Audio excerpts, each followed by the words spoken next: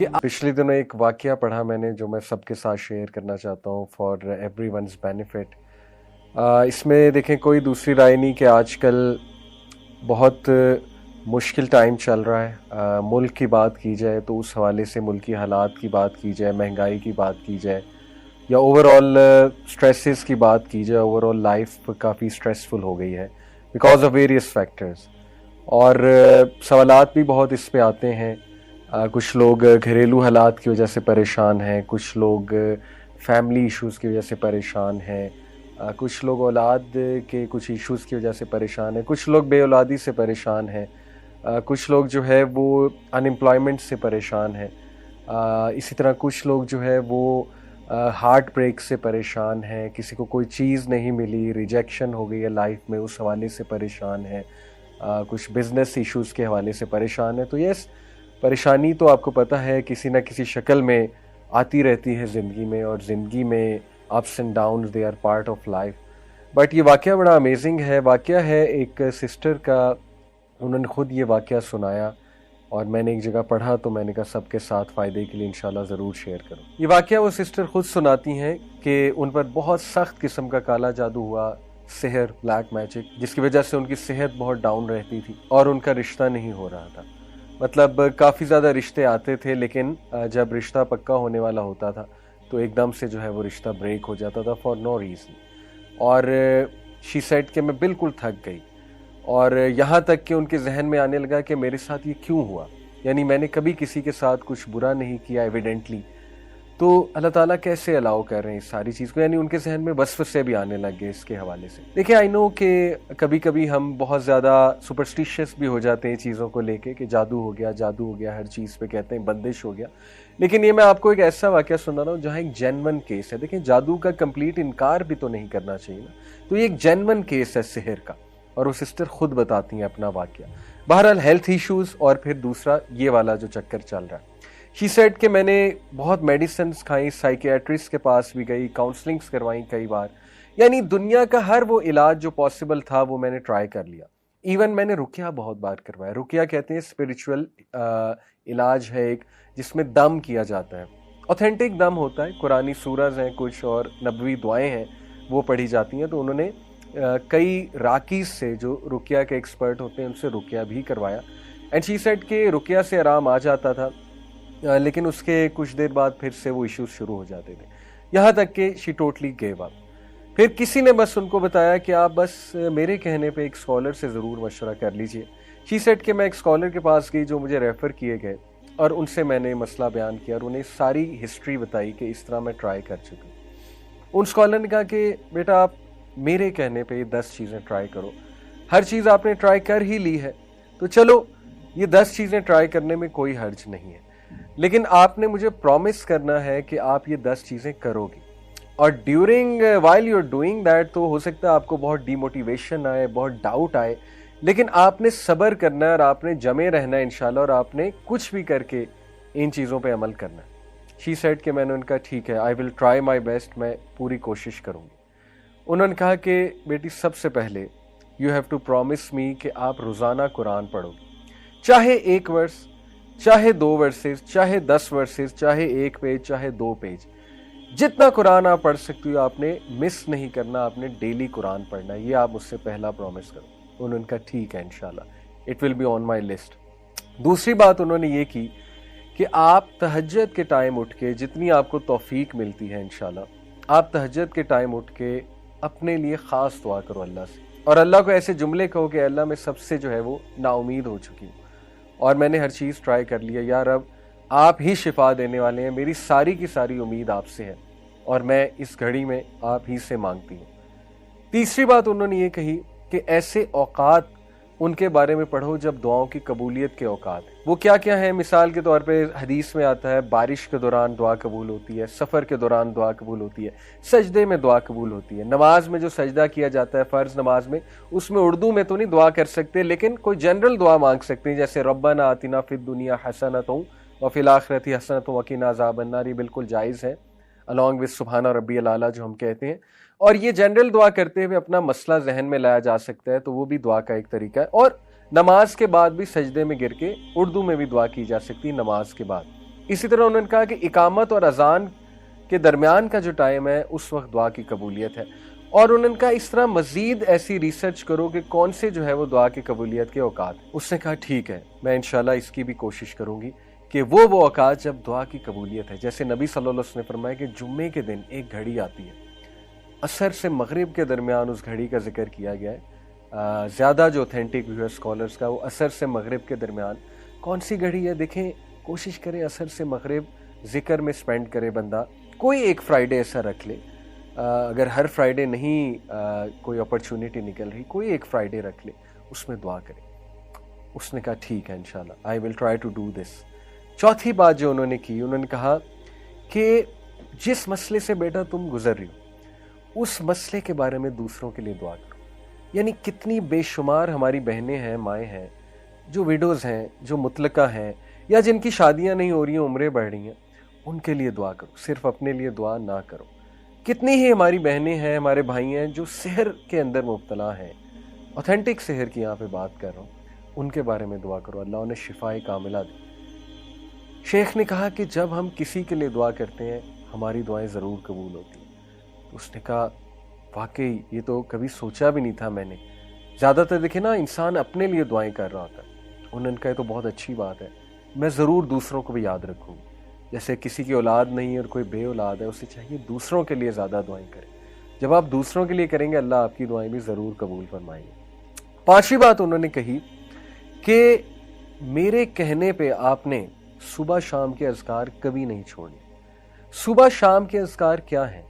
حسن المسلم ایک ایپلیکیشن ہے، HISNULMUSLIM، کوئی بھی ورژن اس کا ڈاؤن لوڈ کر لیں، ساری اوتھینٹک ہیں۔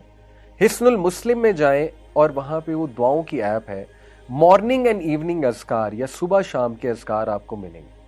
اگر آپ اردو میں پڑھنا چاہتے ہیں کیونکہ یہاں انگلش کی ٹرانسلیشن ہوگی تو وَإِيَّاكَ نَسْتَعِينُ، یہ الہدا پبلیکیشنز کی ایک ایپ ہے، اس میں اردو لینگویج بھی ہے۔ صبح شام کے اذکار، فجر کے بعد صبح کے اذکار ہوتے ہیں اور شام کے اذکار مغرب سے پہلے ہوتے ہیں۔ انہوں نے کہا کہ you have to promise me, صبح شام کے اذکار نہیں چھوڑو گی، even during your menses, special days میں بھی اذکار کرو گی۔ اسپیشل ڈیز میں اذکار کر سکتے ہیں، کوئی حرج نہیں ہے۔ چھٹی چیز انہوں نے کہی کہ گناہوں سے بچو۔ آئی نو دس از ویری ہارڈ، جب بندہ ڈاؤن ہوتا ہے تو گناہوں میں بھی پڑ جاتا ہے، ڈی موٹیویٹ ہوتا ہے نا، تو بندہ جو ہے ادھر ادھر نکل جاتا ہے، ڈائیورٹ ہو جاتا ہے۔ انہوں نے کہا ایسا نہیں کرنا، یو ہیو ٹو پرومس می کہ دیکھو ہر چیز تو تم نے ٹرائی کی ہے، تو یہ ٹرائی کرنے میں کیا حرج ہے؟ کوئی اگر گناہ کر رہی ہو تو بیٹا اس کو ترک کرو، اس گناہ کو، کیونکہ گناہ جب انسان کرتا ہے تو اس کی ول پاور ٹوٹتی ہے مزید، اور شیطان اس میں مزید حاوی ہوتا ہے، شیطان اس کو مزید وسوسے دلاتا ہے۔ تو یو ہیو ٹو پرومس می کہ تم اس سے انشاءاللہ پوری کوشش کرو گی دور ہونے کی۔ اس نے کہا ٹھیک ہے۔ نمبر 7، انہوں نے کہا کہ کسی کی مدد کرو، ریگولر کسی کو پکڑ لو، کوئی ضرورت مند کو اس کی مدد کرو، اور سب سے پہلے بہت ضروری ہے علم والوں کی مدد کرو۔ علم والے کون ہیں؟ جو عالم بن رہے ہیں یا علم سے جڑے ہوئے ہیں لیکن ان کے وسائل نہیں ہیں اتنے، ان کی مدد کی جائے۔ یا کوئی تکلیف میں ہے، کسی کوئی بیماری ہے، علاج ہونا ہے، ان کی مدد کرو۔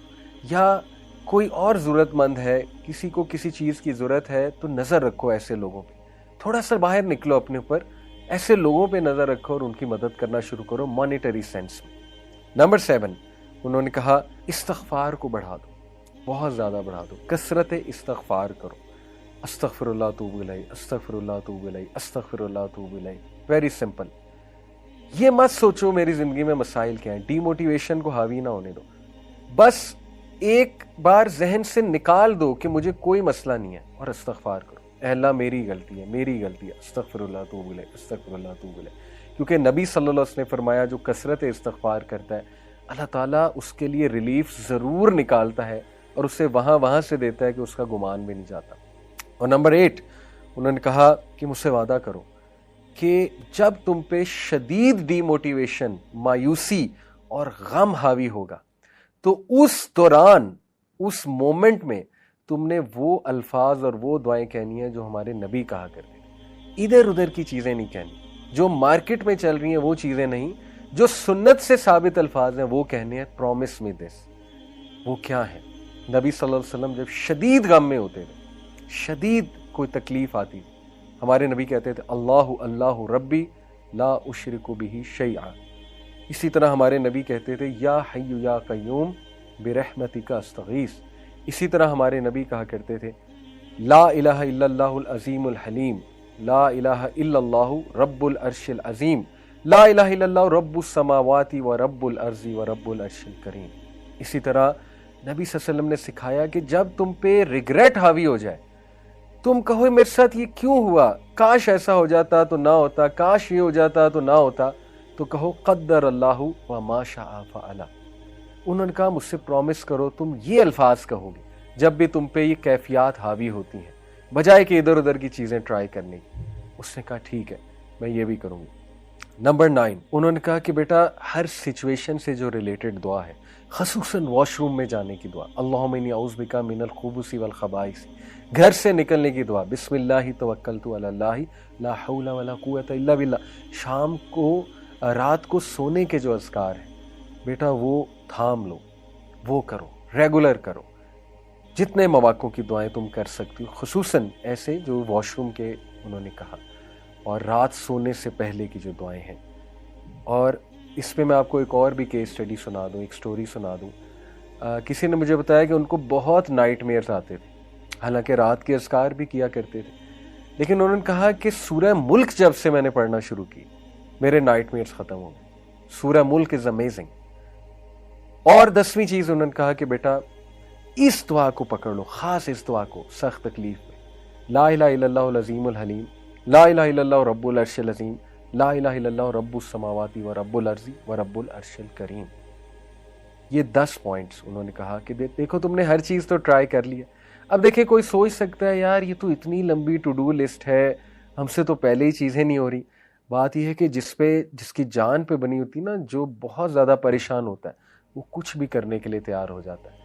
ٹھیک ہے، وہ ہر ایک کے پاس گیا ہوتا ہے، اس نے تو پیسے کتنے لگائے ہوتے ہیں، وہ تو عاملوں کے پاس گیا ہوتا ہے. تو کیا یہ 10 چیزیں اس کے مقابلے میں کوئی بہت لمبی لسٹ ہے؟ میں تو نہیں سمجھتا. انشاءاللہ یہ 10 چیزیں کی جا سکتی ہیں، تو ان 10 چیزوں کو ٹرائی کریں. سٹوری یہاں ختم نہیں ہوئی. ان سسٹر نے کہا میں 1 مہینے شیخ کے پاس آئی 1 مہینے بعد، اور میں نے انہیں کہا کہ الحمدللہ میں نے وہ 1 مہینہ چیزیں ٹرائی کی ہیں، وعدے کے مطابق میں نے صبر کیا اور میں نے جاری رکھا ان چیزوں کو. اللہ نے مجھے ریلیف دے دیا، اللہ نے مجھے شفا دے دی ہے، میں خوش ہوں. اور یقین کریں کہ اس نے کہا کہ میں کچھ سال بعد آئی انہی شیخ کے پاس. الحمدللہ میرے 3 بچے تھے، میرے ساتھ 3 پیارے بچے تھے میرے. وہ شیخ بڑا حیران ہوئے یہ کون ہے. شی سیڈ شیخ میری شادی بھی ہو گئی، اللہ تعالیٰ نے مجھے 3 بچے بھی دے دی، اور یہ کافی سالوں بعد وہ گئی ہوں گی. تو یہ اپنی وہ سکسیس سٹوری سناتی ہیں. دیکھیں یہ جو 10 چیزیں ہیں یہ وہ چیزیں ہیں جو ہمارے نبی صلی اللہ علیہ وسلم کی ہوئی نصیحت والی چیزیں ہم لوگوں کے پاس چاہتے ہیں. اس کا یہ مطلب نہیں کاؤنسلنگ نہیں کروا سکتے یا کسی اچھے سے مشورہ نہیں کر سکتے، لیکن بتانے کا مقصد یہ ہے جب تک بھائیوں اور بہنوں آپ خود چیزیں ٹرائی نہیں کریں گے، اللہ کے قریب خود سے نہیں ہوں گے، دوسروں پہ زیادہ ریلائی کریں گے، آپ کا توکل اللہ پہ نہیں ہوگا، تب تک گارنٹی کوئی نہیں ہے کہ آپ کو سکون ملے یا چیزیں حل ہوں. دیکھیں خدا نہ خواستہ اگر مسئلہ حل نہ بھی ہوا، یہ 10 چیزوں سے کم از کم اللہ کے ساتھ آپ کا تعلق اتنا سٹرونگ بن جائے گا اور آپ کو ذہنی اور قلبی سکون ایسا مل جائے گا کہ انشاءاللہ تعالیٰ آپ کو زندگی گزارنے کا مزہ آئے گا. لیکن یہ بھی امید کریں کہ انشاءاللہ مسئلہ بھی 100% حل ہو جائے گا. تو یہ 10 چیزیں